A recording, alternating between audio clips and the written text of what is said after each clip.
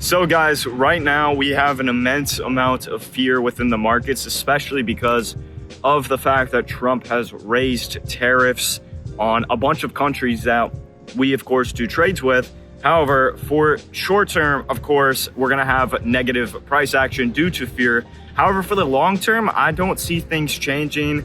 Therefore, I am buying dips on coins that I've been holding for a while and have been able to make profits off of. I mean, Arrow went sub $1 today, and guess what I bought more of? Aerodrome Finance, because I was able to, due to a dip, literally just a couple, or I'd say a week ago, Aerodrome dipped under $1 to 83 cents. We were then able to sell at $1.15 to $1.20 shortly after we bought that dip. So I'm assuming the same thing's going to happen here as well. Although I have $1,000 I'm going to put into Arrow, what I'm going to be doing instead of throwing all $1,000 into it right now is slowly as it moves on its way down, I will be putting in a percentage of that 1,000. Therefore, I am spreading my risk because let's say I put 250 in at 90 cents, then it goes to 80 cents. Well, instead of losing a percentage of that 1,000% or that $1,000 from 90 to 80, I'm only losing it on the 250, and then I have that 750 left over to then buy at 80 cents, guys. Whereas if I put in 1,000 at 90, it dips to 80. I have no more firepower left, or I'm going to have to take it from other places.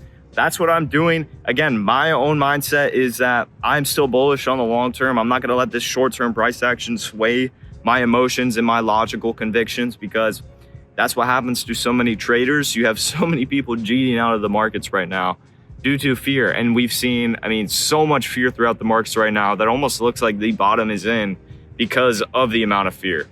So basically what we're going to be going over today, we're not going to be going into the market update. That was kind of my spiel on things right now. We're simply going to be going over trading rules for futures trading specifically. Okay, so this is for those of you who are wanting to get into futures trading. I have rules that you almost need to literally write down in order to make sure that you stay as profitable as you can and you don't make mistakes that can really cost you. When I first got into futures trading, I had one trade, and it was a very bad time in the markets, that I had improper stop losses, as well as the fact that I was leveraging way too much of my portfolio, and I lost $5,000 in a single day. Now, for those of you, that seems like a lot. However, I know someone who lost over 400 grand that day. So honestly, it was not too big of a hit, but it definitely, for my bag during that time, that was a significant lesson to learn. Therefore, I was able to learn from those experiences and learn from those who've done this before me. Therefore, I now have a list of rules that I follow for all of my futures trades, which has allowed me to stay a lot more protected against the fact that I could risk and lose a lot of my money. So let's get into it and start off with the first rule. And again, I'd highly suggest writing these down. None of this is financial advice. So the first rule is to only invest 5% at the max per trade of your portfolio. So let's say you're dealing with a $10,000 portfolio in futures. That means that 5% of that would be $500. So the maximum amount you do on a trade is $500. Therefore, let's say that trade completely fails. You have an 80% win rate, but that trade completely fails for your $500. Well, then instead of losing, in my case, I think I lost half of my portfolio that time. You'd only lose 5% of it, and you'd have 95% left. And then let's say your next trade is green on your $500. You're able to kind of double and a half that. Well, there you go. There, you've made your money back and some, instead of completely losing your entire portfolio. So I'd recommend the sweet spot of 2 to 3%. However, let me say this, and again, not financial advice, but for those of you dealing with $1,000 portfolios, I don't personally think it makes sense to be doing the 5% per trade. You're doing $50, right? Now, of course, you're gonna want to, maybe you could use that as more as experience and just building that habit, but ideally, you have two options. I would save up for an amount of like $10,000 to begin with. And while you're saving up for that amount, if you don't have that amount to begin futures trading, while you're doing that, paper trade and copy trade on just, Bitcoin or whatever. Try to do it that way using fake money. Therefore, you can learn mistakes by using fake money. Of course, it's not going to be the same thing as leveraging your own money, because when you leverage your own money, usually you tie your emotions into it, which you're not supposed to do. But the fact of the matter is, you're going to start to build a habit that way, and that gives you time to save up an amount that will actually allow you to be less risk adverse and do that 5% per trade. Instead of you literally betting 50% of your portfolio, which would be for $1,000, it's $500, and that $500 goes away, you're left with $500 again. You have 2 trades you can make, whereas with a 5%, for you to completely lose your whole portfolio, that would literally be 20 trades. So big difference there. Something you're definitely going to want to keep in mind. Write that down, please and thank you. So the next one, guys, is going to be only to set buy-ins at recommended buy-ins. What I mean by that is, for a lot of people, what they'll end up doing, they'll end up going and looking at other traders and seeing setups that they have. But what they'll do, and especially for platforms like Kaizen has analysts where they'll literally post their trades. But what will happen a lot of the time is people will go and they will set their buy-ins a little bit higher than those of the setup that the analyst provided, or they'll do it a little lower, or they'll see that, hey, I missed an entry and it's going up, and then they'll FOMO buy right into it at a less ideal entry. Realistically, if you are doing that methodology, simply follow what they're telling you to do. These guys have years of experience. No matter if it's in Kaizen, whatever you see trades set up, follow their advice. Do not try to go a little higher. Do not try to go a little lower. Simply just listen to the setups and follow them to a T. If you miss the setup, oh well, okay? Don't FOMO in. That's probably the biggest thing. And even if you're making your own setups and you see that the setup's already taking off a little bit, is it ideal to then FOMO buy into a less ideal entry? No, never is.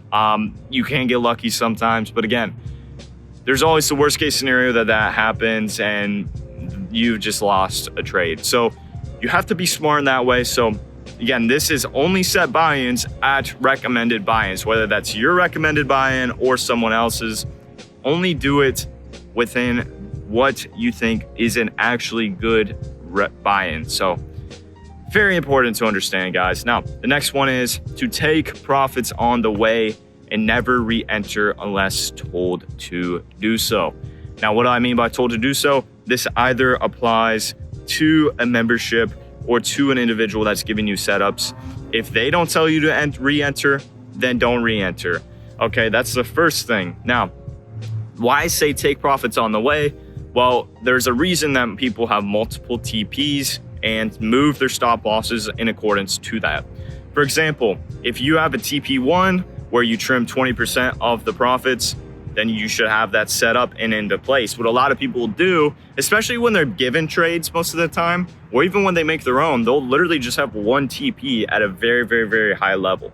At a very high level, they'll have their TP there, and they'll just wait and cross their fingers that TP hits. Do you understand the reason that people make multiple TPs is the fact that if you can hit the first TP, then you move your stop loss to break even. Then if the price rejects and you hit that stop loss to break even, you've locked in 20% of the profits rather than risking it and potentially hoping for TP4, when in reality, TP1 in this setup is going to be the only thing that is hit in this scenario. So the reason there's multiple TPs, the highest TP is the best case scenario. The lowest TP is the fact that, hey, this at least we can take some profits from, and therefore we have this trade as a win. Whereas what people will do is they'll just have that one TP. They won't even move their stop loss. So let's say they get into the range where a normal trader would have TP1, TP2 already hit, but this other trader who hasn't taken any profits is hoping for TP3. The normal traders, their stop loss set at where TP1 was. So because they just hit TP2, they have theirs at TP1. Whereas the initial trader who is literally simply waiting for this TP3 to happen. He hasn't taken any profits or moved his stop loss. So his stop loss is still at a loss. Let's say it gets very, very close to TP3. Oh, boom, now we're back down and he's actually selling at a loss. It hit stop loss. He's lost a trade. All it takes is setups and understanding. It's simple, guys. If TP1's hit, move your stop loss up to the best entry or wherever you entered in to break even. If TP2 hits, move it up to TP1. And if your final TP hits, you're out of the trade for a 100% win.